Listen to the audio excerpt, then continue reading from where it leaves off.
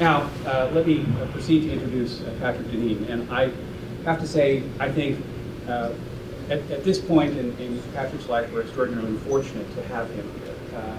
He is experiencing a phenomenon that I've only seen once in my academic career. He wrote a book that neither he nor the publisher quite knew what would become of it, and it's become, in effect, a bestseller. The last time I saw this was some 20 years ago with Alan Bloom's Closing of the American Mind. Bloom wrote a book that was kind of that seemed to us who knew him to be kind of a home movie. And all of a sudden, everything, it was on big screens everywhere. Well, Patrick's having the same kind of experience with Why Liberalism Failed. The first run sold out, and how are we doing? Sold about 10,000, and we got another print of about 10.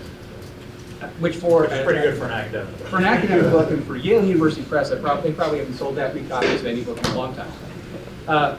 So this is another case where a kind of unexpected success. He agreed to come here back last spring, and I think his schedule would have been much fuller had I tried to invite him much later than that. So let me say a few words about Patrick and very little about the book, and that he can, I don't want to give his way too much. He is currently the David A. Potenziani Associate Professor of of Constitutional Studies in the Department of Political Science at the University of Notre Dame. He has a bachelor's degree in English literature and a PhD in political science from Rutgers University. From 1995 to 1997, he worked for the director of the U.S. Information Agency in the Clinton administration. From 97 to 2005, he was an assistant professor at Princeton. From 2005 to 2012, he was and I'm going to murder his name here, the Tsakopoulos Kounalakis Associate Professor of Government at Georgetown University. And from Georgetown, he took the position at Notre Dame that he's held since then. He is extraordinarily prolific as a writer and as a speaker. He's the author of 4 books, most recently, most prominently, the one I mentioned, Why Liberalism Failed. And by the way, it's a book that I will continue to stoke the sales of in my modest way. It's, for my colleagues, very much worth assigning in 402. He's edited 3 other books. When I looked at his vita, there were 3 books in process. I think now there might be a kind of an additional book on the agenda to pick up where Why Liberalism Failed leaves off.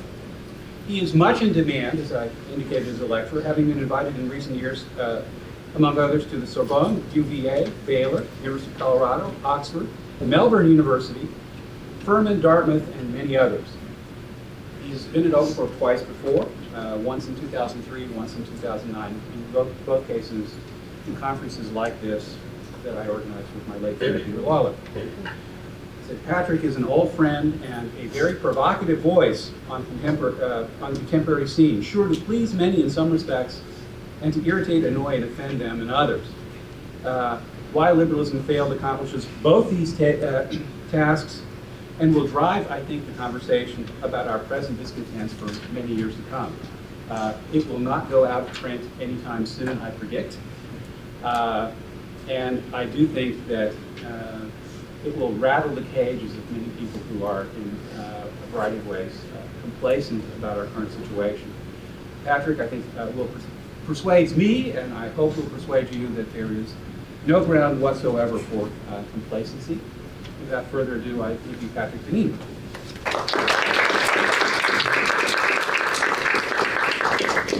Thanks very much, Joe, Professor Knippenberg, and it's a great pleasure for me to be back here at Oglethorpe, not only because it's, believe it or not, it's warmer here than in South Bend. Could have been a little warmer, but it is, it's lovely to be back here. Thank you very much for the invitation. Let me also add my word as well. As I was driving, I gave a talk just the other day in Chattanooga. I rented a car and drove down from Chattanooga to here and passed by the exit to Rome, Georgia, and I couldn't help but feel a deep sense of sadness and loss. For those of you who didn't know Peter Lawler, he was really one of the genuinely most interesting, thoughtful, intelligent, in the best sense provocative, and really one of the best friends one could have hoped for. And his loss is really just can't even begin to be calculated or understood. But I think both Professor Kippenberg and myself, if you don't know him or his work, hopefully on our word, you'll take the opportunity to look at some of Professor Lawler's writings. He's much missed voice in America today. So I was glad to accept this invitation, and this was in fact before the book that came out, which has been widely reviewed and discussed, and was very much a surprise to me and to the publisher. It sold out before the first week was out, so they had to scramble for a second printing, now a third printing. So that's been very rewarding, but to me, and I thought Professor Knippenberg was right, that in some ways this is like a home movie, or in a sense something I've been talking about for a long time. And so sometimes you just have to package an old story in a new form for it to get out. But really the story that I want to tell today is part of that story. The title of the conference is about the sort of the loss or preservation and recovery of community in a polarized age. And I want to talk a bit about kind of the backdrop for why it is that in America today it seems that community, and we could say commonality, has become so frail. So the root of the word community is that which is common, that which we share. And of course we live in an age in which it seems ever more prominently the case and evident to us that we seem to share so little today as citizens, as neighbors, as friends. And why is that? And the book that I wrote, and the kind of theme today, is that we're seeing the culmination of a long kind of trend that's been in existence for a long time. If you kind of tuned into CNN or MSNBC or any of the television stations, you might think all of this partisanship and polarization just suddenly came out of nowhere and just appeared several months ago or one election cycle ago. But for those who paid attention and have been students of the American political tradition over its span, it's not really all that surprising. It certainly wasn't surprising to me to see the state that we're in today. These are trends and trajectories that have been around for a very long time. I mean, I could point back to, among other things, some of the books that I kind of cut my academic teeth on. It's maybe familiar to some of you. If these books aren't familiar to you, they ought to be. They ought to be books that you spend a little bit of time reading. In 1963, and if you know, this is a riff, The Conquest of Community, I'm riffing on the title of the book by Robert Nisbet, published in 1963, Quest for Community. In this book, Nisbet, who's one of the most prominent sociologists in America, discussed the decline of community, right? the theme of this conference, and worried about the fraying ties of Americans and modern people to one another. This book actually went out of print a number of years ago and was brought back out. Probably can't see this here, but the New York Times columnist Ross Douthat brought the book back out with ISI Books in the last few years. So it actually had gone out of print, but its themes are perennial. And you can read this book and recognize many of our contemporary contexts and situations in this book written some 55 or so years ago.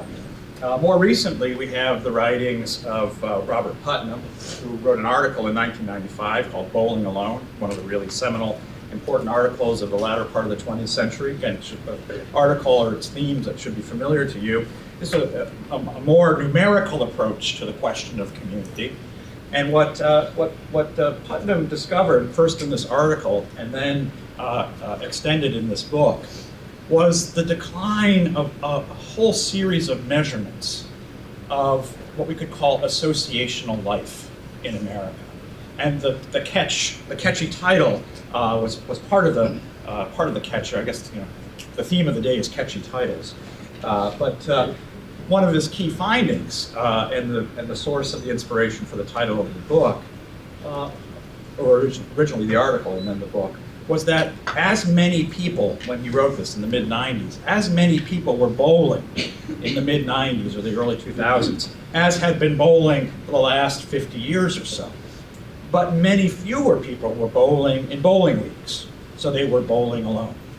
They were going to bowling alleys maybe with a friend or members of their family, but not as part of an organized kind of a league or ongoing institution that could build relationships over time and in which you could feel as if you were a part and had a kind of continuity over time.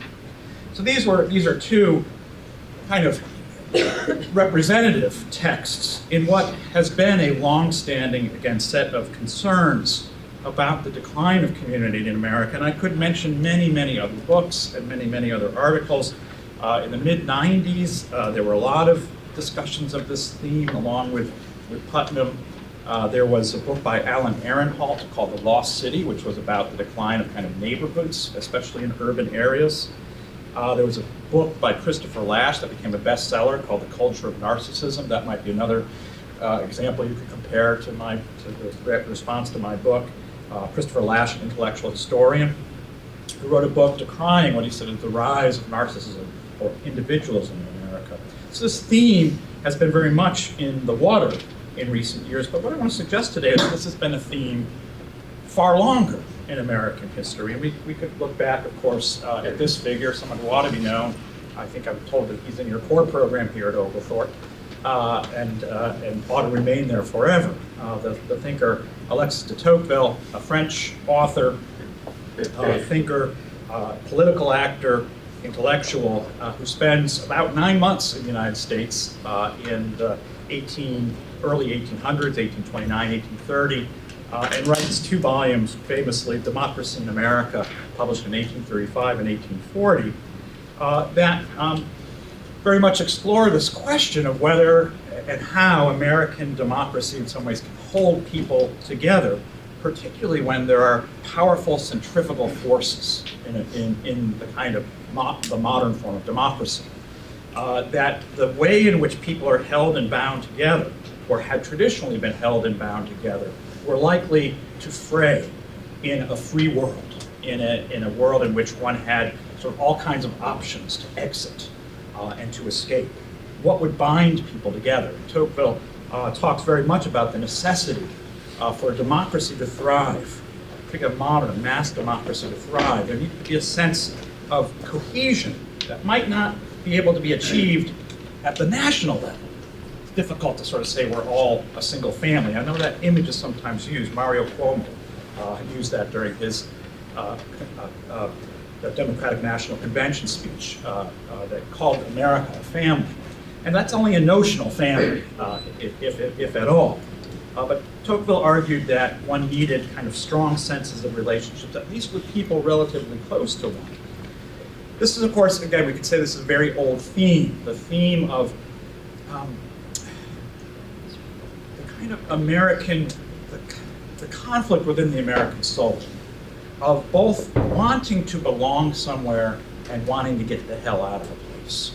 You could say almost every great classic American piece of art in some ways plays on this thing. Think of like the classic American movie, The Wizard of Oz. The beginning of that movie is Dorothy wants to get out of this terrible, boring, black and white, flat Kansas landscape. There's somewhere over the rainbow that's better than here. And she goes there, and it's in color, it's Technicolor. And there's fascinating people and non-people that she gets to know. But by the end of the movie, of course, she's tapping her heels and saying there's no place like home, and she wants to return. Now, if you know the series of books on which this movie was based by Frank Baum, Volume 2 is Dorothy says, well, it turns out I don't want to be home, I want to go back to Oz. So Volume 2 is all about her getting out again, and this kind of constant interplay between being home and getting away. You can think of another great classic movie I like to talk a lot about and I've written about, It's a Wonderful Life. And that movie's all about George Bailey wanting to get the hell out of Bedford Falls. He can't wait, as he says, to shake the dust off of his feet and to get out of Bedford Falls and go somewhere great and to be great, to build giant skyscrapers and bridges a mile wide. But fate conspires to keep him in Bedford Falls, and it turns out he becomes a pillar of this community. What happens to Bedford Falls if he leaves? If he does the thing that we all take for granted that we get to do in modern America? Well, maybe Bedford Falls ends up looking like Pottersville, his nightmare, right? What he's shown by Clarence the Angel. And if fate and circumstance don't keep us in these places, what happens to them? Do we have people who care about these places? So this has been a long-standing theme, one that Tocqueville talks about, of course, in the 19th century. I want to say that this theme is in part a theme and a worry and a concern because it's built into the operating system of America. And this is really the theme of the book that I've recently written.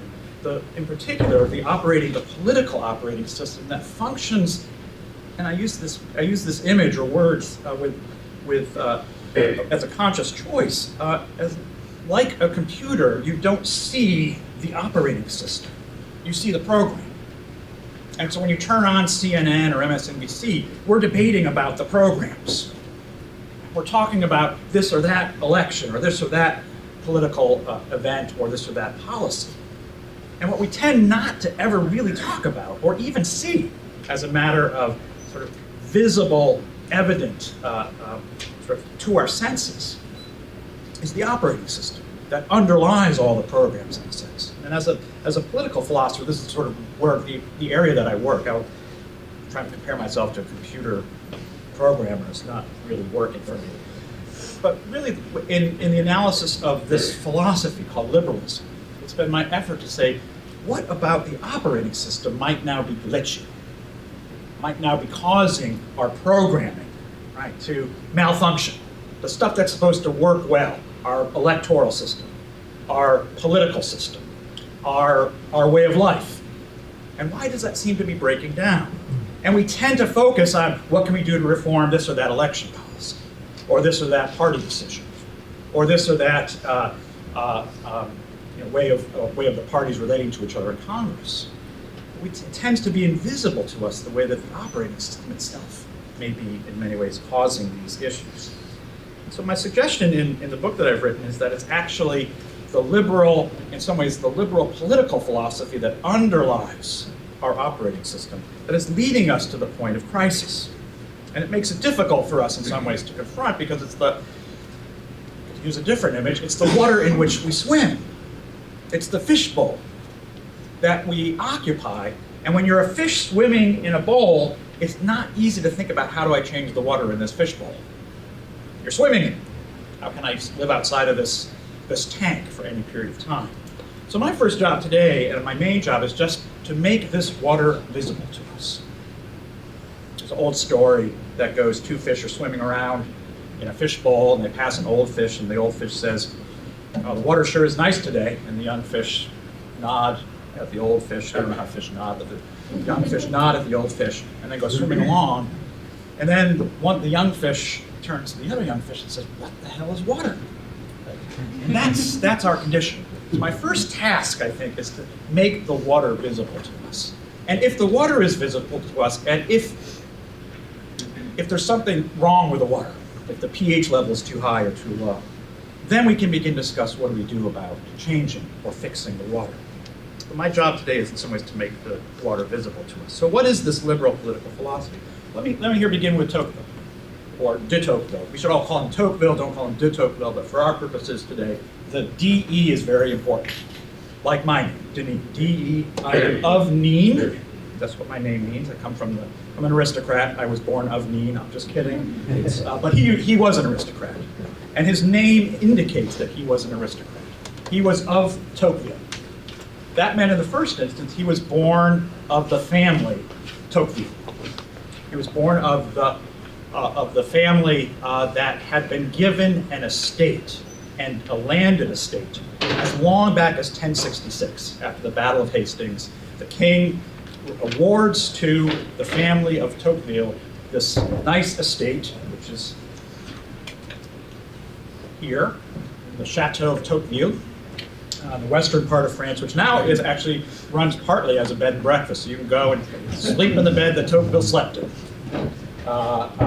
I've never been there, but I hope to go there this summer. But a lovely estate and extensive land that were once, of course, productive gardens and was the source of the ongoing wealth in a society in which production of foodstuff was the source of wealth. His name also means the city of Tocqueville, right? It's the French word, ville, right? So he's not only of the family of Tocqueville, he's of the place of Tocqueville, the city or town of the Tocquevilles. So in very much in the sense of what an aristocrat is, to be de Tocqueville is to be of a lineage, having a generational relationship to the past, and to be of a place, to be defined by who and where you come from. It's the hallmark of what an aristocracy is. An aristocracy is defined by, or we could say this, that who you are is defined by where and whom you come from.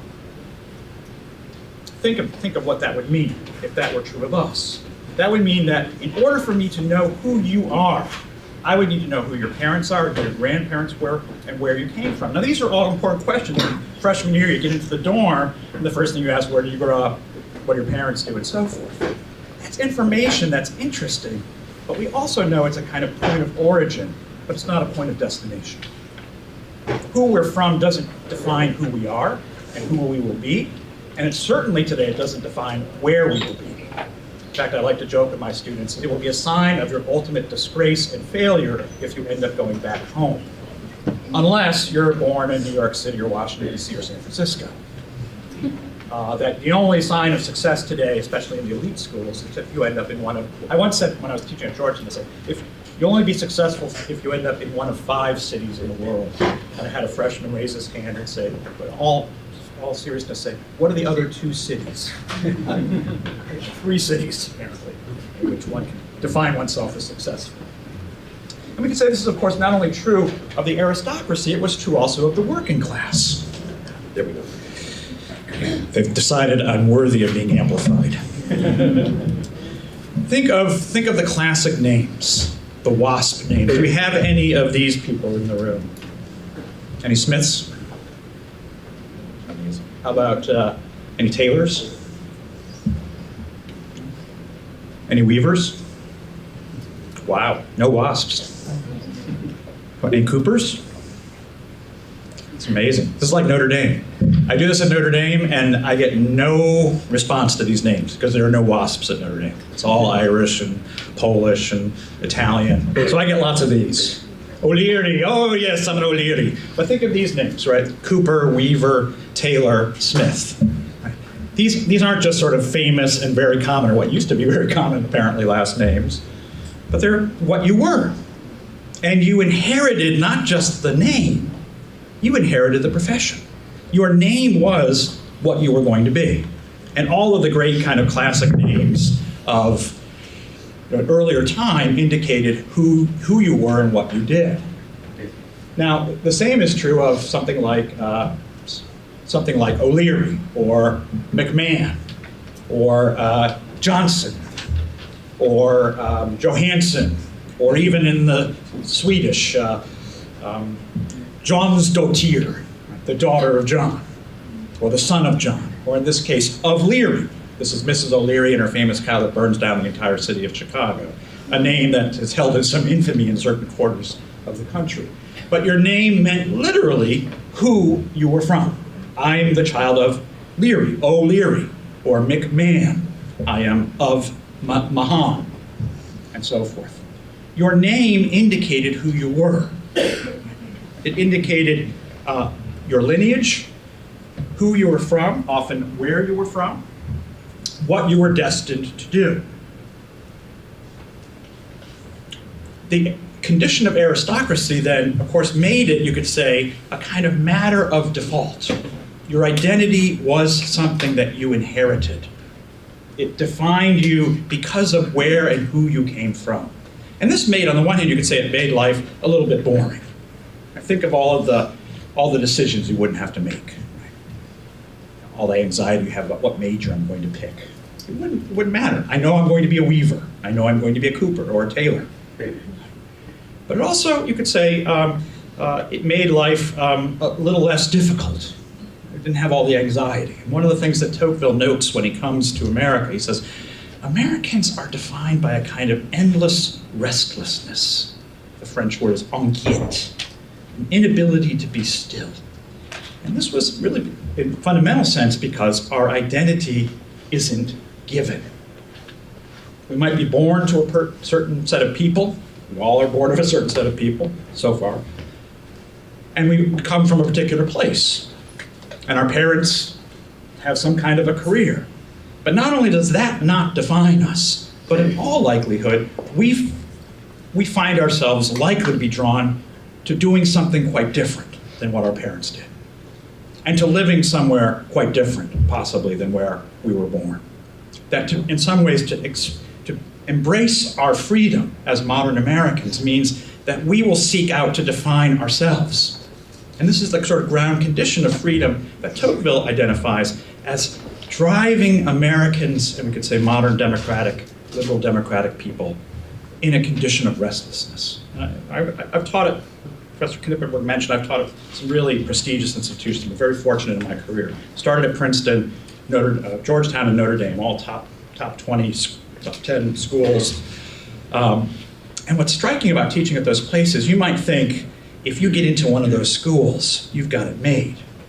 In one sense, of course, you do. I mean, at least you've got pretty good options graduating from those schools, good networks of alumni and the pedigree and so forth. But if you want to see anxious and uptight people, go and spend a little time at these institutions.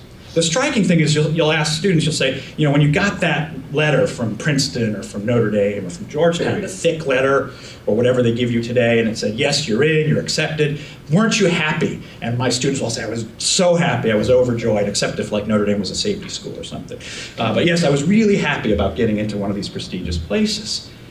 And I said, and at that point, didn't you sort of think you had it made, you could finally relax and not have to worry anymore? And they look at me like I'm insane. Well, no, of course I have to start worrying about what organizations I'm going to join, what my grades are in my classes. God forbid I should ever get a B. That would be life-ruining. What internships I'm going to get, what graduate schools, what law schools, what business programs I'm going to be hoping to get into, and so forth. It never stops. The thick letter is just one step in what are going to be endless hoops that you have to jump through. And if they aren't jumping through them, students at other schools, less highly ranked, are going to be there to take them down. And they're aware of this. So at no point do you feel like I've made it. So the anxiety of living in such a condition is a defining feature of modern liberal democracy. This is why one of the great and perhaps most, what I regard as one of the funniest, but also the most, in some ways, revealing moments in cinema history, one of my favorite moments in cinema history, is that scene, if you know the movie Monty Python and the Holy Grail, that scene when King Arthur is coming across the field and he comes across these peasants digging what looks like excrement, making piles of mud. And King Arthur comes up to them and says, where is your leader? Where is your king? Where is your lord? And they say, we don't have a lord. We're a syndicalist, anarchist democracy, and we run ourselves by a majority vote, 2/3 when we're discussing proprietary and economic matters, and otherwise through a simple majority. And King Arthur looks at them aghast. Like, what in the world are you talking about? We're an aristocracy. You don't get to decide things on your own. At which point they say, well, who are you? And he says, I, Arthur, am king of all the Britons. And the peasants then say, well, who made you king? And Arthur says, the lady of the lake, her arm clad in the most pure shimmering samite, did hold aloft Excalibur and declare that I, Arthur, was king of all the Britons. At which point they say, what? Some saucy, watery tar throws a sword at you and suddenly you're supreme ruler, some watery bink, and so forth. It's a great scene. This is how the scene ends. I actually have a little clip of it. Maybe I can make this work.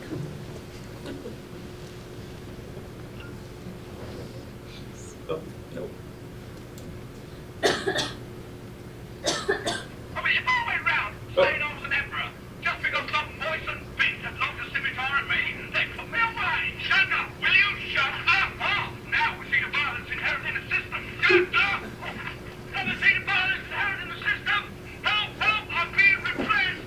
Help, help, I'm being repressed. You see repressing me? You some... Sorry, sorry, the volume wasn't louder, but help, help, I'm being repressed is a great moment because as if somehow there was an injustice being committed by the king, the king doing as the king wished. It's a great moment in cinema history because it portrays what we all know to be completely unthinkable in some ways in an aristocratic society. That people would be thinking in this kind of democratic way that somehow we get to pick our rulers and we get to pick our position in life. It's funny because we know that in the context of aristocracy, this would be an unthinkable scene. And it's quite amusing for that reason. But it's funny because of a transformation in our way of thinking. The changing of the water in which we now swim. They swam in a different fishbowl. Right? And this is funny because from our fishbowl, that water looks hilarious. That water looks almost unthinkable. So let's take a couple of fish from our fishbowl and put it into that fishbowl. And let's look at how funny that is. Well, how did the water in our fishbowl change? And of course, there are lots of reasons and lots of explanations. If you're a Marxist, you'll say it was a change in the means of production.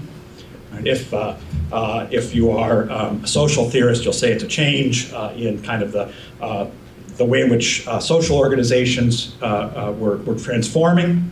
But as a political theorist, I want to say that at least a significant part of the explanation is a change in political philosophy. That the operating system changes because we think differently about who we are and what we are. And the figure I would point to as significantly changing this operating system is the philosopher John Locke, sometimes called America's philosopher, even though he wasn't American, he lived in England. Locke is in many ways the architect, the philosophical architect of the liberal political order. Again, the water, that fishbowl in which we swim. And at the core, we could say that the liberal political order seeks to change the idea that somehow you are defined by what you inherit, by what your parents do, where you happen to be born, your family name, if you're born a Weaver or a Smith or a Cooper, that you are defined by the choices that you make. Again, we take this for granted as the water in which we swim, but this was a revolution in thinking that this change occurred. And indeed, that only those choices of who we are that we ourselves make can be seen in a liberal order as legitimate.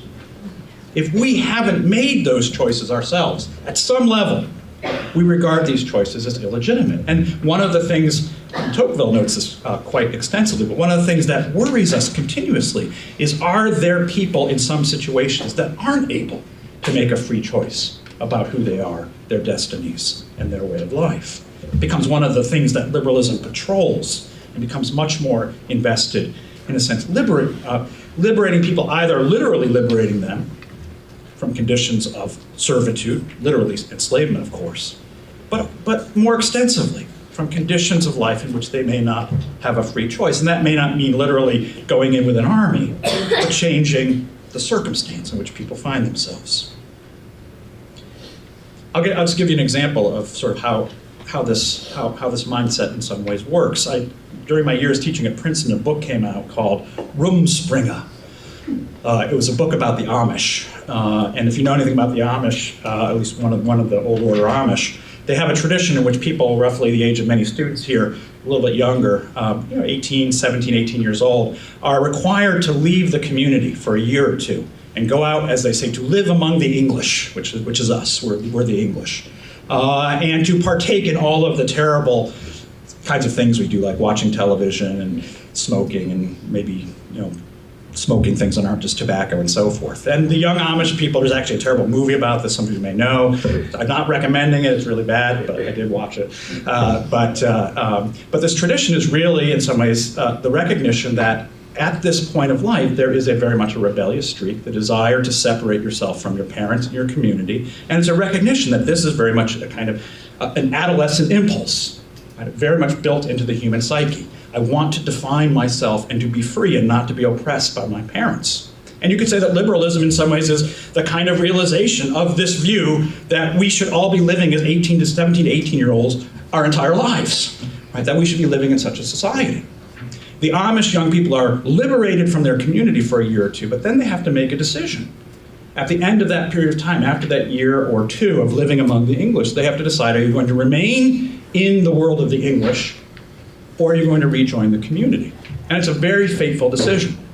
And in the order of somewhere along 90% of the young people, after having tasted the fruits of sin and vice in the modern world, return into the Amish community and wear the straw hats and the clothes without zippers, and ride horses and carriages the rest of their lives. Now this fact, the 90% rejoining their communities, was quite upsetting to my colleagues at Princeton, who were good liberals. And they viewed this as demonstrating the absence of free choice. Because how could it be that 90% would choose to go back into a condition of oppression and limitation, unless their choice was not truly free, unless in some ways they had been brainwashed to think that they had to rejoin this community? And I actually asked the question, how many would have to not go back for you to think they were making a free choice? And one of my colleagues said at least 50%. That's an interesting kind of observation. And it's an interesting observation because that's roughly the percentage of people that will stay in the religion of their parents today in the English world, in our world. Roughly 50%. So we are exercising a free choice in the way that the Amish are not, at least according to the liberal lights, to the lights of a liberal thinker. I'll also add that I didn't get tenure at Princeton, probably because of that question that I asked. Locke then was looking at a world in which if your name was Weaver, you were going to be a Weaver. And if your name was Cooper, you were going to be a Cooper. And he was trying to say, how could we reimagine the world in a way that we could imagine that your name isn't what you are?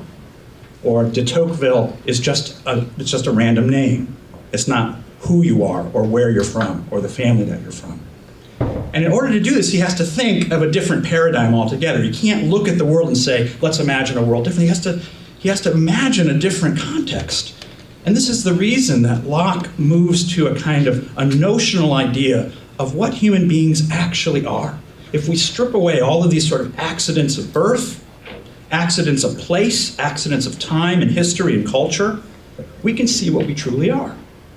Now he's doing this in a world in which it's almost unimaginable for this to be the case, because what you are is defined by all of those things.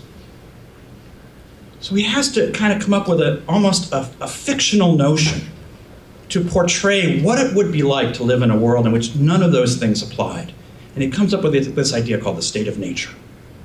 The state of nature, he says, this is what we really are if we take away all of these sort of accidents of birth and place and time and culture and tradition. And what we really are is people who make completely free choices. We might be born to the Amish, but there's nothing that sort of necessitates that we have to rejoin that community. And so we have to imagine that our actual condition is one in which we have a completely free range of choice to do what we want, to be what we want, to define ourselves as we wish.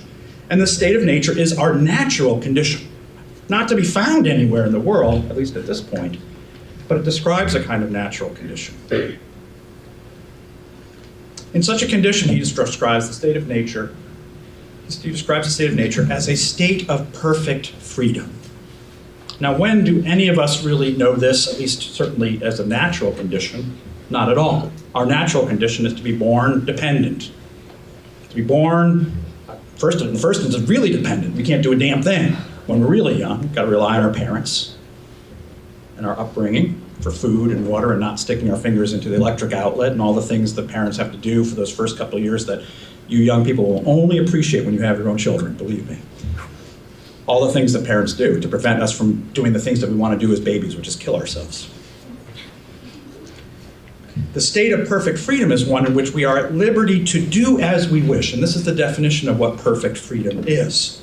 To do as we think fit within the bounds of the law of nature, which is mainly not hurting anyone else, if at all possible, without asking leave. I don't have to ask anybody's permission to do as I wish. To dispose of myself, my person, or my possessions as I see fit, without having to ask anyone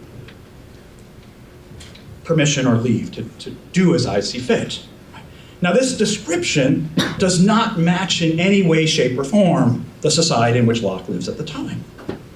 Again, he has to imagine this as a condition that he's calling the state of nature, but in fact, which is not at all to be found in the world. If anything, people see most clearly the way in which their choices are constrained by who they were born to, the situation that they're born into, their culture, their religion, and so forth. So he's imagining this, he's saying, join me in this imaginary endeavor. Join me in imagining a condition in which this is our condition. The great French philosopher Bertrand de Juvenel once said that social contract, state of nature thinkers like John Locke were childless men who had forgotten their own childhood, that had forgotten the condition of being dependent and, in a sense, unfree. But Locke, again, is seeking to describe something that he wants us to understand is the fundamental truth about ourselves and our nature, not what we might see in the world, certainly at his time, but what we can understand to be true about ourselves. What are some of the features of this? In the first instance, we could say it's that part of that American dream. The freedom not to be described as de Tocqueville is as from Tocqueville, as from the city of Tocqueville. That those of you who are from Atlanta are not necessarily defined as Atlantans. And if you don't want to be an Atlantan anymore, you can go and be a South Bender, God forbid. Or you can go and be a Dallas, or Dallasian, or Texan, or an Illinoisan, or what you will. That you have the right and freedom to move as you see fit. This is Locke's argument in the Second Treatise of Government, which is picked up here by Thomas Jefferson. This is the preview pamphlet, his sort of tryout that gets him the big role of writing the Declaration of Independence, which is very much written as a Lockean document. That the only legitimate form of government is the government that we consent to, that we have chosen. But it goes beyond a kind of political formulation to include things like where we live. And where we live is a matter of our free choice. Now again, he's writing at a time when it's almost inconceivable. Where you're born is who you are. It's where your ancestors are buried. You're literally, your relatives are what's growing your food. You are bound to your relatives. When Tocqueville talks about aristocracy, he talks about it in terms of a chain. And we are links in a chain. It says liberal democracy breaks the chain. And we're all just delinked from each other. The freedom not to be defined by where we come from. Again, this is a fundamental part of what we think of as the American dream. If I don't like where I am, if I want to go somewhere better, if there's somewhere over the rainbow, I am completely free to go elsewhere. Now, of course, that was difficult at one time. Now, if those of you are fond, like I was growing up, and then with my children, of reading the Little House on the Prairie books. I don't know if you read those.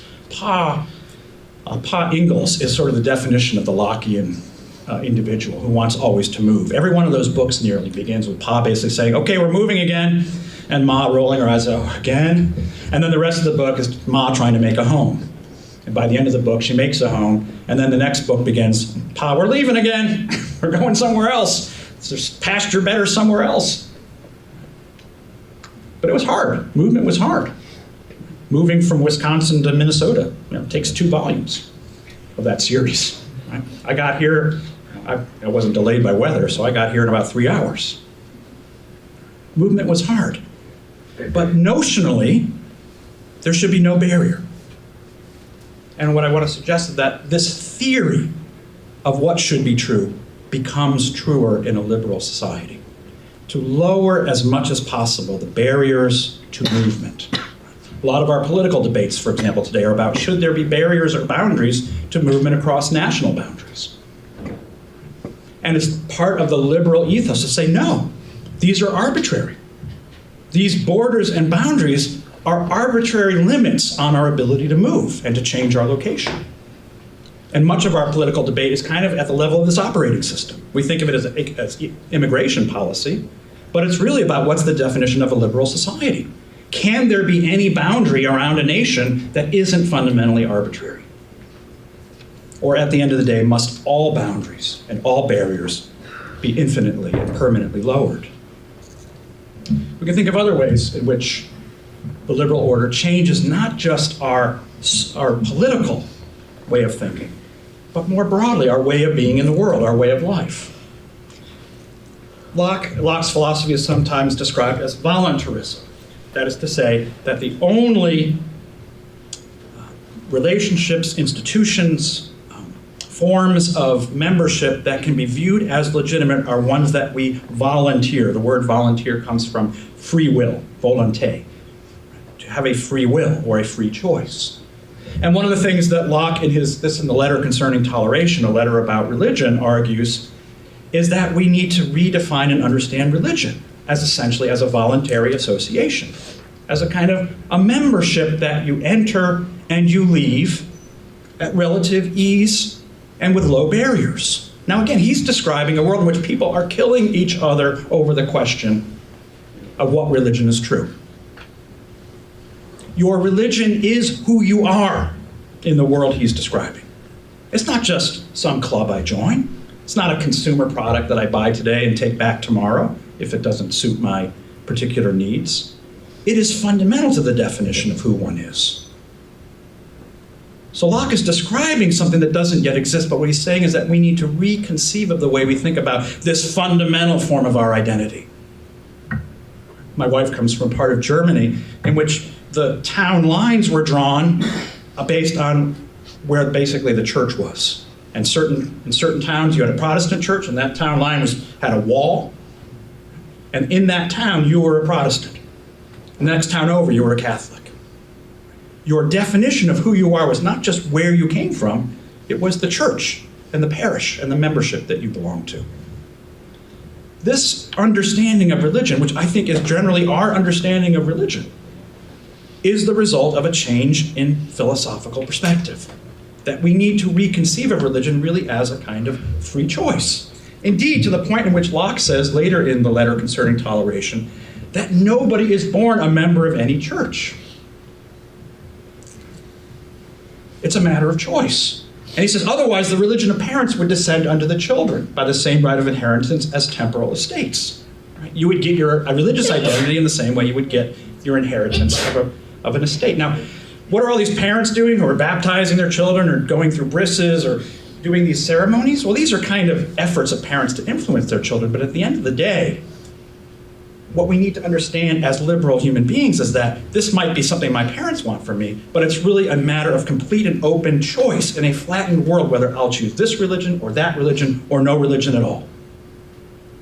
And any parent who thinks that I'm passing on my religion to my child is operating in an atmosphere and an environment where this has been redefined as a kind of a choice, much like the choice ultimately, of any membership or any association that one might join, the Elks Club, or some particular group, campus group, and so forth. This is, again, a fundamental redefinition of something that did not exist at the time, but comes to exist over time. Now, if we think about the kinds of things that have to be transformed, and hovering over this entire discussion has been the question, how is it that we can truly make a free choice? Think of the Amish. How can we make truly a free choice when we don't get to choose who we come from? The ultimate lack of freedom of choice is the fact that we are born to particular people. And we're born with particular people, our siblings. And perhaps someday, maybe, we will give birth to particular people, our children. Isn't this the ultimate contradiction of the liberal view of the freely choosing, emancipated, flattened world that liberalism conceives? And I would say the logic really runs ultimately to the family itself, and Locke acknowledges this. He says that in every human life, there will come a moment where essentially every human will individually re-enter the state of nature. You are, in some ways, required to enter the state of nature. And if you choose the same inheritance of your ancestors. So think of the Amish here, 90% choosing the same inheritance as their ancestors. That is a choice that you're making effectively by entering your own state of nature. Now, of course, 90% choosing the religion of their parents and to return to the Amish community doesn't strike one as this kind of free choice, and this is the source of concerns of my colleagues at Princeton. But a society in which at least half are not choosing their parents' religion, and indeed understand their relationship to their families as exerting no fundamental power over who I am, who I will be, whether I'll be the same religion, whether I'll live in the same place, whether I will have my parents' views on things, and so forth, is a society much like the one that Locke himself envisions. Indeed, we could say that Locke envisions a world in which the kinds of ties that bind and define who we are will be as loosened as possible, even to the point where they may be difficult to hold together. That this will be the ultimate goal of such a society. You can see how much this has become true. Think of these names that I mentioned before. Here's a weaver. This might be too old for some of you younger people. This is an actor. Dennis Weaver, great cowboy actor. Here's one you might recognize. Here's a Cooper. Right? This is one of our barrel makers today. Here's a Taylor. Not her last name, but still, Taylor. I like this one because she's wearing really nice threads. This is a good Taylor. Indigo, Irish. Her brother went to Notre Dame and would visit campus. I actually had her brother in one of my classes. I'm not going to talk about his performance. You did fine, if that's on recording. There are two aims, then, we could say, in liberal society. One of them is to the greatest extent possible, free us from the bonds and obligations of other people, as much as possible. Now, that's not to say we can't join voluntary societies, but that our liberty is defined fundamentally as our ability to enter and exit those relationships as easily as possible. So we can think of something, for example, a liberal society is going to lower the barriers to exiting marriage as much as possible, to the point where you can leave pretty much if you want, for any reason at all. It used to be very hard to leave a marriage. You used to have to bring lots of proof about what somebody did or what somebody didn't do, and so forth. In a liberal society, the exit to leaving a marriage has to be very easy. It has to be lowered as much as possible. Because not only do we get to choose to enter those relationships, but we can't be thought to be truly free unless we have the right to exit that relationship. The political philosopher Pierre Manat said, a liberal society will have to legalize abortion. Because abortion is one way we exit, in a sense, the requirements or necessities, or we say the consequences of human biology. And a liberal society has to lower, in a sense, the barriers to having those kinds of obligations of caring for the next generation if the next generation is not desired. All of these kinds of things we might think of as limiting our freedom have to be decreased to the greatest extent possible. So in the first instance, one of its main aims becomes remaking society so that barriers to exit from relationships with other people are lowered as much as possible. And the second aim becomes overcoming the barriers that nature imposes.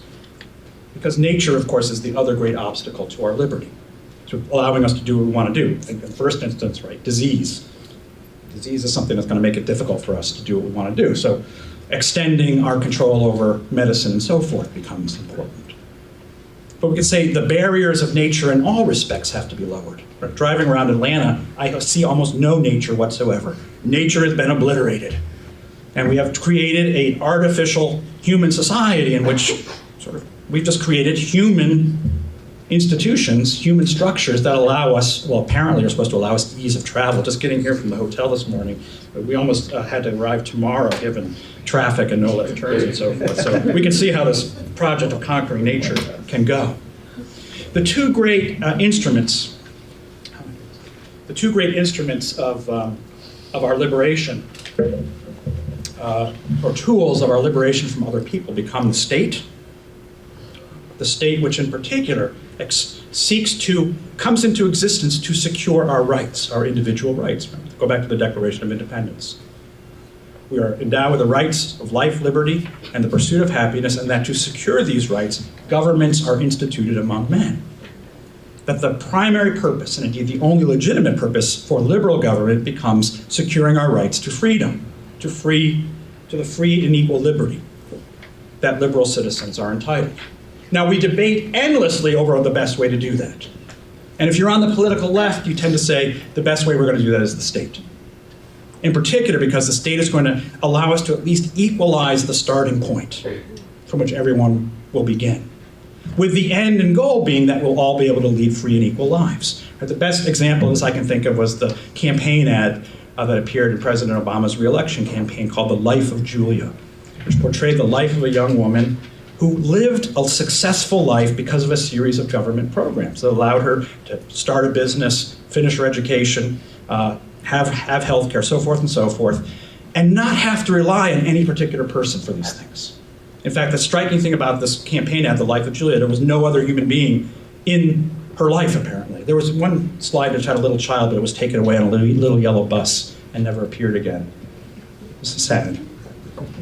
That the state becomes the greatest tool for our liberation. And then there are those who argue that it's the market, and in particular a globalized market, that becomes the best tool for liberating us. Right?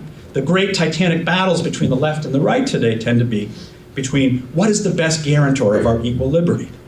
Is it the state or is it the market? But what I want to point out, and part of what I argue in the book, is that both of these wax together. Both of these grow together. These are not antithetical. In fact, they both grow together because in order to create a world that allows us the experience of these liberated selves, of these self-making selves, we are not going to find that in nature. There is no condition in a state of nature where we get to be free choosing individuals. In fact, being in the state of nature is probably one where we are really bound. We're bound by our biology, we're bound by relationships and the needs we're going to have of other people, and we're of course bound by nature itself. If you want to be a free and equal, independent individual, you're going to need a massive apparatus to make that a reality. And that apparatus is created both by the structures of the modern state, which, while a limited government, is nevertheless the largest state, the most extensive state structure ever to exist in the history of humanity. It would make the kings of old blush with envy to have the kind of power of the modern state, the limited state of the modern liberal order, and the global market, which the state itself helps to construct. Think of all the free trade agreements and so forth. These two tools then become, in some ways you could say, the tools of our liberation from other people, allowing us mobility, the freedom to choose who we are and our fates, not to be bound by our names, our places, our families, and so forth. And the other tool becomes modern science, which frees us from nature. The primary figure here being Francis Bacon, along with John Locke, the architect of the modern scientific project. As Locke puts it, to free us from the limits of nature, to allow us to become masters of nature. Science then becomes oriented increasingly toward the end of conquering nature. I realize it's somewhat of a leading picture, but with the particular understanding being that science becomes the ability to have the applied ability to master the conditions of nature, to provide for us the freedom of the things that we want.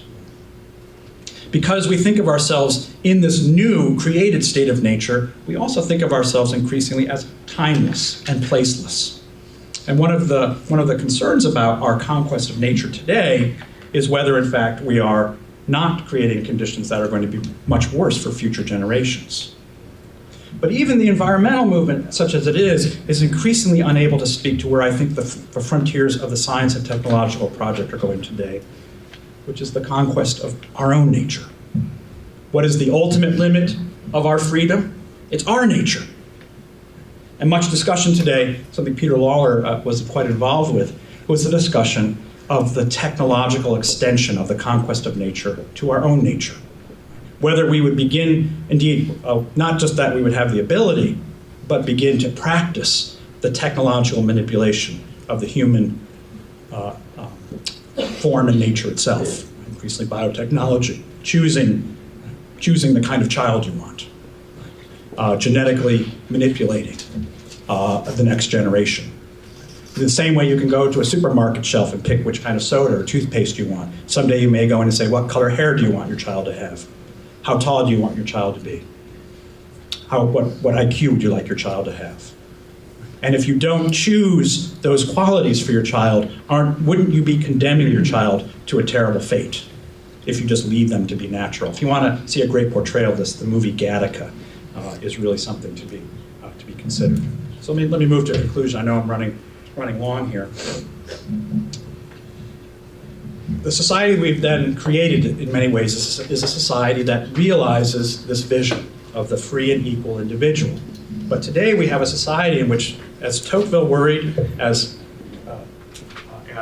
Nisbet worried, as Putnam worried, one in which it becomes more and more difficult to in some ways, define what holds us together than it is what, in some ways, liberates us from each other. Let me end with just a few.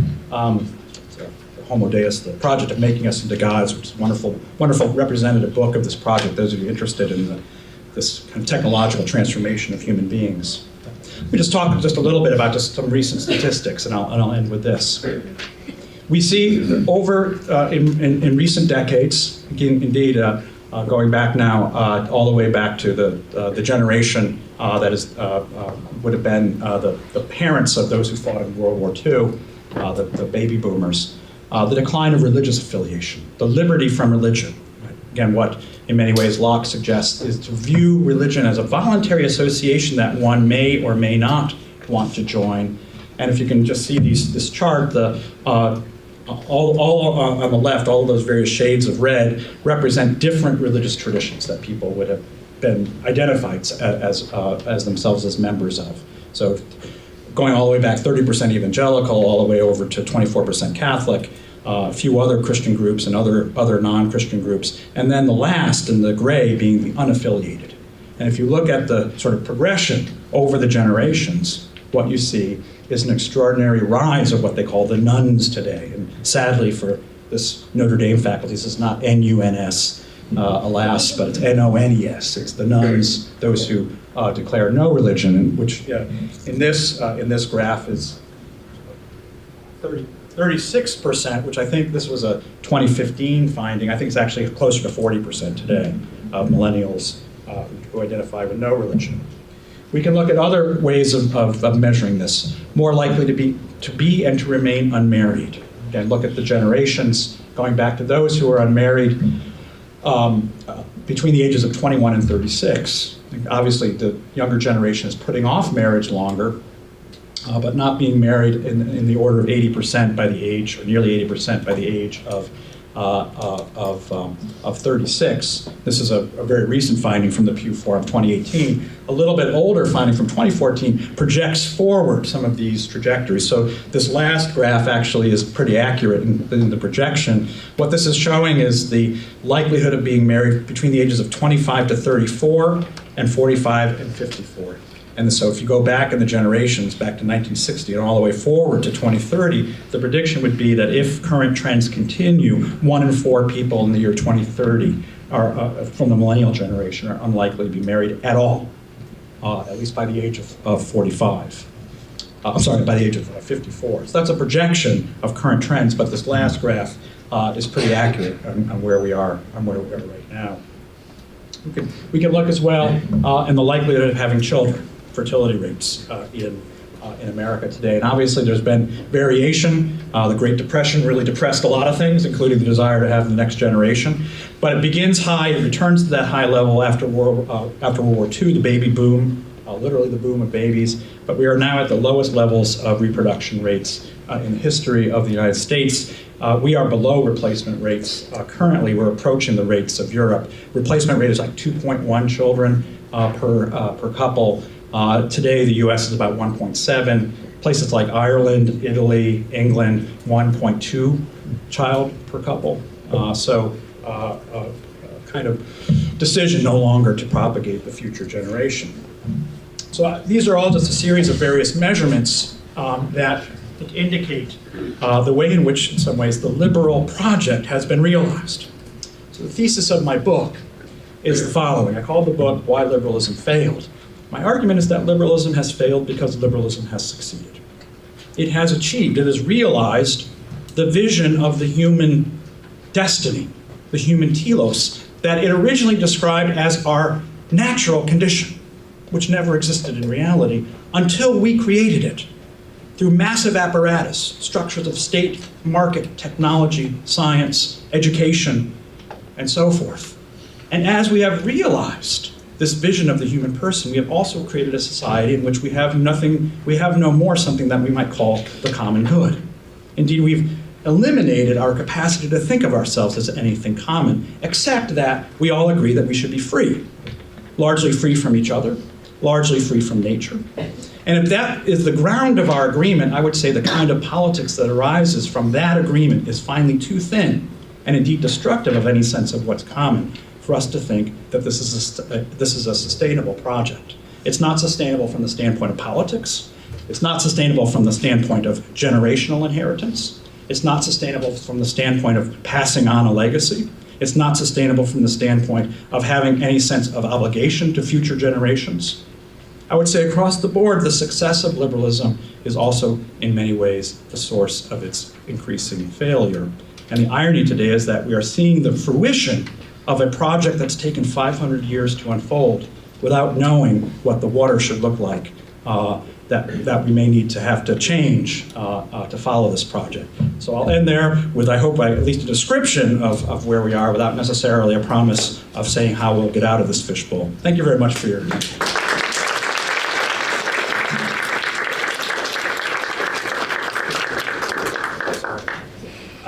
I know that some of you may have other obligations now, but Professor Deneen has said that he would answer questions, so if anyone has questions, now's the time to ask them. Jeff? Fantastic talk, thank you. How do you reverse just in recent things with this march going on in Washington, the most common thing among mass shooters from Chicago down to Florida is no father in the family, single parent. And I see single mothers by choice is becoming more and more an option. And as a doctor, I see the worst children I see in my practice are the ones that have no father or those from molten fathers. You know, how do we reverse this? Because crime, poverty is all related to single-parent family, and no one seems to want to address this. Yeah, one of the things that I've been trying to argue on my campus is that we have a center for social concerns. I think, like many campuses, concerns for social justice is a very big issue on our campuses. And what I have been trying to suggest, and not always with a lot of success, even in a place like Notre Dame, is that if the single most important issue of social justice today, it seems to me, would be what we can do to help foster families that are stable and people remain together. Those of us who have a concern about poverty, about prospects for life, about longevity, about the likelihood or unlikelihood of opioid addiction. We can look across the board, and you mentioned one of these, the likelihood of psychological problems, the likelihood to engage in crime. All of those kind of pathologies increase in tremendous orders of magnitude in families that are broken or unable to remain together. And increasingly, this is a class issue. This is something that's affecting especially those who are the least advantaged in our society today, and it's one of the sources of great political tension in our society today. Those who are likely to do well, to be college educated and to have the kinds of jobs that are viewed as having upward mobility, are more likely to have families that stay together, likely to have children that are not born out of wedlock, likely to have children who are well educated, well socialized, as opposed to those countrymen, those of our fellow citizens, who are going to experience massive pathological problems as a result of the breakdown of family. There are some who think, well, what we really need to do is simply give them a better education or give them more job opportunities. But there are not that many job opportunities of the likes that I hope many of you are going to enjoy as members of a fine educational institution like Oglethorpe. So what are we going to do together as a nation to think about how we can improve the life conditions of those who are less advantaged than us? And I'm afraid in our campuses today, we tend not to view this as a social justice issue. We tend to see this as a matter of individual choice, because that's how the liberal mindset tends to work.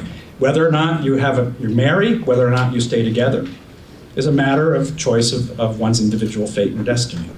So I agree with you, and I would say that if, as a matter of social justice, as a matter of concern for those less fortunate to ourselves, we may have to think against the grain of our deepest assumptions if we truly care about the fates of our countrymen who are really suffering terrible, terrible challenges throughout the nation today. So thank you for that question.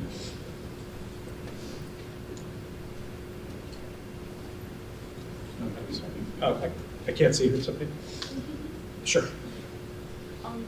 So you said problem with liberalism is that it's reached its highest point and it's not going anywhere from there. And do you suggest any other, a more advanced practice of liberalism for a better, more engaged society, or should we go back? So I actually I'm not. I've been accused in some of my reviews of being a nostalgist, in part because I occasionally mention things I admire about the Amish, and I actually say in the book, I'm not suggesting we should all become Amish. I know it seems like a crazy suggestion that we shouldn't all become Amish. Here's an example of something that I actually really very much admire about the Amish, and I suggest this in the book. The Amish disallow members of their community from purchasing insurance. That's crazy, right? That's one of the reasons they don't drive automobiles.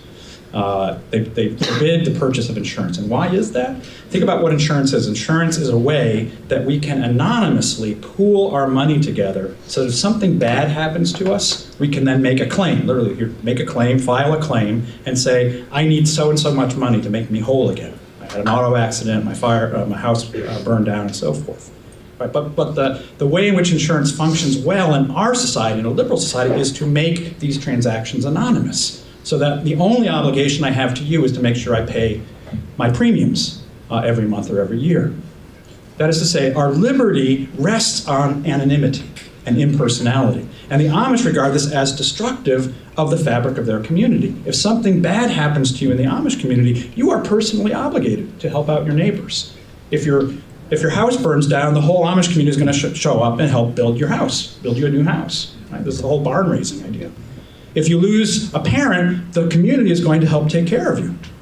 And not only just give you money, but they're going to help you raise that child. I find this admirable, not because I want to suggest that this is what we should all be doing, but I think we need to think beyond the kinds of debates we have. Think of the recent debate over healthcare. What's the best way to provide healthcare? Is it the state or is it the market? Those are our two tools. One of the most expensive forms of health insurance involves parents or elderly people. As they get older, they get less able to do things. It's not just illness, it's just incapacity. Long-term health care, i.e., how do you take care of an old person who can't make it to the bathroom anymore? And there was a way society used to deal with this, which is that children took care of parents, just like parents took care of children. That's not part of our debate because we don't see these as an option. It's the market or it's the state. That's the condition of our liberty. What if we incentivize people to take care of their parents? Tax cuts and so forth. I'm not sure it would be popular for either the left and the right, but there would be a change of mindset. So you ask me, what do I think we need to do to move beyond liberalism? It's not a matter of changing policy, even though I suggested one policy. It's a matter of changing mindset. It's a matter of changing our anthropological assumption. That is to say, our assumption about human nature. We don't have to throw out the Constitution. We don't have to change the entire political structure of America. I'm not a revolutionary in the institutional sense, but I am a revolutionary in the anthropological sense. We need a different understanding of human nature, which is not that we are by nature individual autonomous selves, but that we are by nature bound and relational. And we owe each other obligations. And we owe each other real debts, not the debts we're giving you, young people, but the debts that in some ways we should have to an older generation that's giving us an inheritance. What are we giving to the young people today? Literal debt. That is a broken civilization, if what we are giving to our children is less than what they started with. That's broken. And I think that needs a fundamentally different understanding of the human person to correct. Now, in one sense, I would say that's very hard because we've been swimming in this fishbowl for so long, it's inconceivable for us at some level. On the other hand, it turns out it's very easy. We don't need a revolution. We don't need to tear up the Constitution. We don't need an entirely different political system. We need to populate it with a different understanding of the human person. That's on the one hand very difficult, but on the other hand, it's sort of easy too.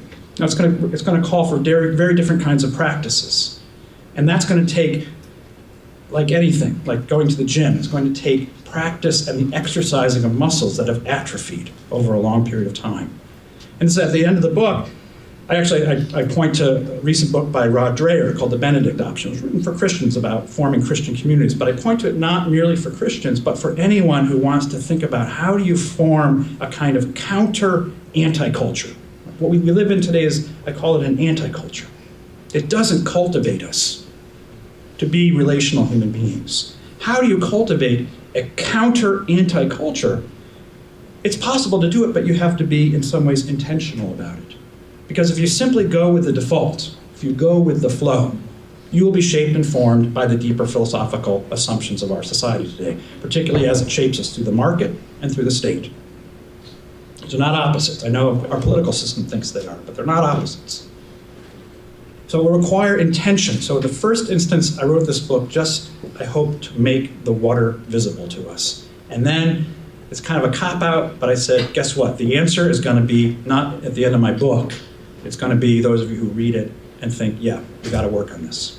So it's us. We have to do it. It's our responsibility. That said, maybe I will write a follow-up book if I can sell as many copies. Yeah, one more. Okay. One more and then. Okay, I don't want to take that. Well, could you explain maybe one connection you think there is between as you described well, the kind of triumph of individual liberty? We've succeeded. We think of ourselves as not being bound to anything but our own free will. Some connection between that and the political polarization that you kind of led with, and is ostensibly the theme of the conference, right? And I thought you were maybe going to start with different charts of how the political polarization, people kind of be ideologically pure in their political thinking and talking and living with only those who are politically like-minded. I thought you were going to talk about how that's been going on since the second half of the 20th century. Could you connect that in some way to the triumph of individual liberty, that we now only want to talk, live, relate to people who think like us? Yeah, no, I realize I short-shrifted that part of our conference in emphasizing. So less about polarization than about the breakdown of community. But I do think they're fundamentally connected. So in the first instance, as I've suggested, much of our politics of the last 50 years has been the debate over which tool of our liberation will best ensure our liberation.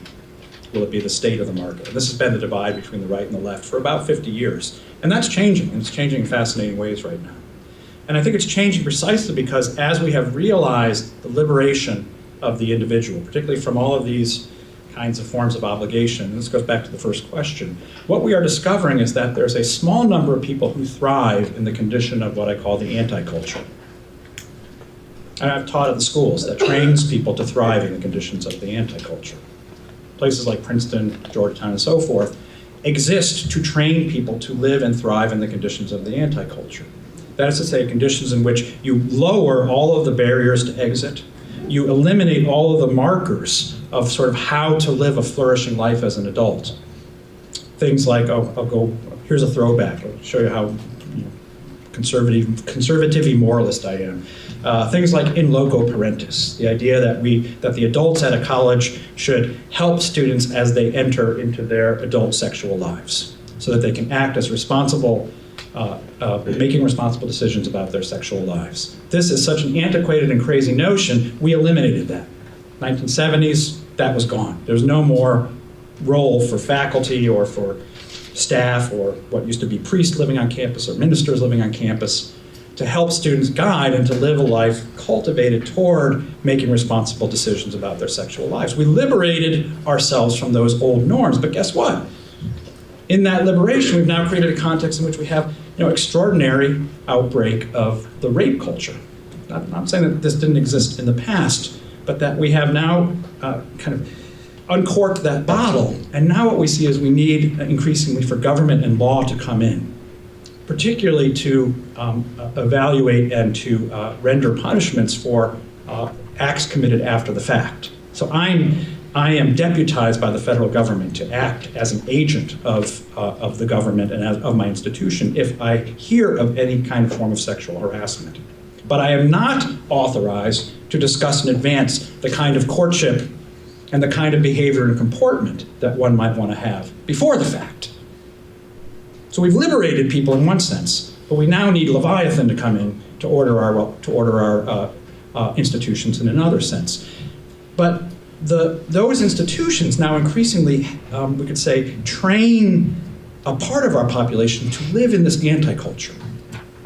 where there's a large swath of our population that is not thriving in this anti-culture, that has benefited from the kinds of institutions that are corroding here, has benefited from stable marriage and stable family, has benefited from stable church attendance and church membership, has benefited from stable communities, and so forth. So a great deal of our politics today, I'm really quick here through some, it's here, there, that one, is the creation of a new aristocracy. The displacement, I love this picture, the displacement of the old aristocracy, the de Tocquevilles, for a new aristocracy. The people who can live and thrive in this borderless, unbounded, cultureless world, who are doing very well. And I live in this world, and I benefit from this world. I teach students who are going to live in this world. I actually really enjoy living in this world. I like my Starbucks, etc. Thank you, Joe. But I also know the costs of this world on the people who live about 10 miles away from me, just outside of the nice part of South Bend, Indiana. The people who are really suffering from the globalized economy and the cultureless, flattened landscape. And what's our responsibility? What's the responsibility of the new aristocracy? And what we have seen in our politics today is the new aristocracy essentially saying, those people are losers, those people are backwards, they need to get with the program. And now we're seeing a blowback now from those who are not members of the new aristocracy, saying, we're going to tear you down, we're going to destroy you. We're going to vote people into office, whether here in the United States or in Europe today, who are going to tear this thing down. They're going to burn it down. That's where we are in politics today. So I'd say it's very much a consequence of now an alteration in which we're not fighting necessarily about the tools of our liberation as much anymore, over the consequences of our liberation. And this is where, in some ways, the end point of the delegitimation of the liberal order, I think we're seeing coming into being. Not just which party is right or wrong, but whether the entire system can survive this conflagration. So that would be the ultimate link, I think, to the polarization today, which is not just the old polarization that we grew up with. It's a new form, and it's a form that's not just about which tool, right? What's the marginal tax rate going to be, but whether or not this political system is legitimate. And there's a real crisis for liberal democracy, and thankfully it's helped my book sales, I guess. Thank you so much. Yeah, thank you. Thank you very much.